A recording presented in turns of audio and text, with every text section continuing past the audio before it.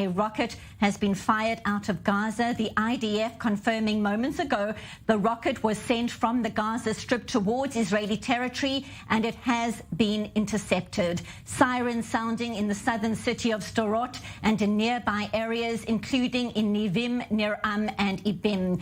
Residents hearing an explosion, likely the rocket being intercepted by the Iron Dome missile defense system. A spokesperson for the Sderot municipality saying no missiles have landed in the city.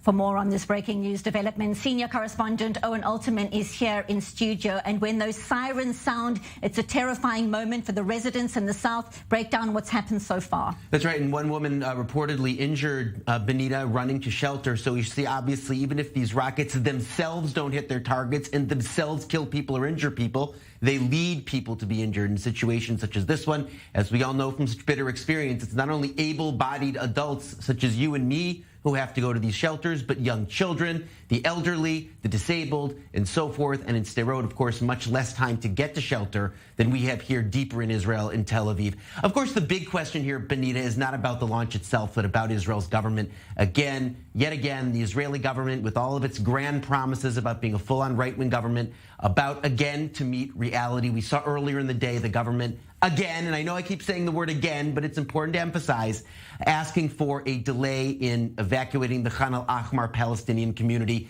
in the West Bank, a community that has been allowed to be evacuated by the Israeli Supreme Court, and that many in this right-wing government promised that they would actually evacuate, and it looks like they will again delay it. And as in the case here, will the government actually respond significantly differently in substance to a situation like this one that governments have in the past, or will it do what Israeli governments always have done in the past, which is potentially respond and have there be a military response, but not necessarily an instant escalation? We do have Itamar Ben-Gvir, National Security Minister, saying he's dead set on continuing his reforms in prisons to take away a lot of the conditions that have been there for Palestinian security prisoners, those conditions being criticized widely across Israeli society, but certainly from within the far-right precincts of Itamar Ben-Gvir's party for being too lenient and for giving those prisoners too many amenities. And many in the security establishment have long warned against changing that for fear of the response from Gaza. Again, that may be a test we will see in the weeks to come. Again, I think many people around Israel, Benita, see those as distasteful kinds of conditions that are given to those prisoners and might stand with Ben-Gvir. But of course, from within the security establishment, there's likely to be some pushback.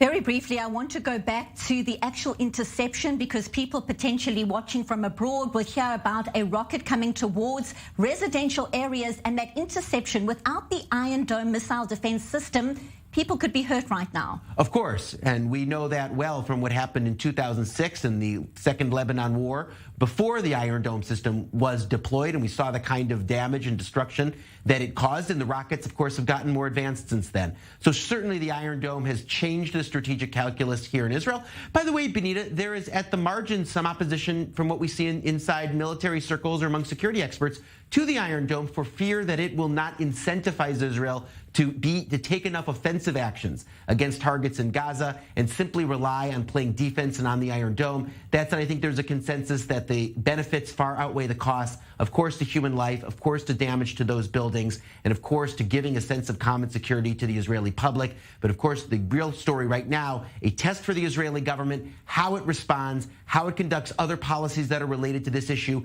Does it take a substantially different tack than governments have in the past? Or, as we've seen so often over the last few weeks, does it tack back toward the kinds of tried and true policies, again, meeting the sense of reality that governments have met in the past few decades?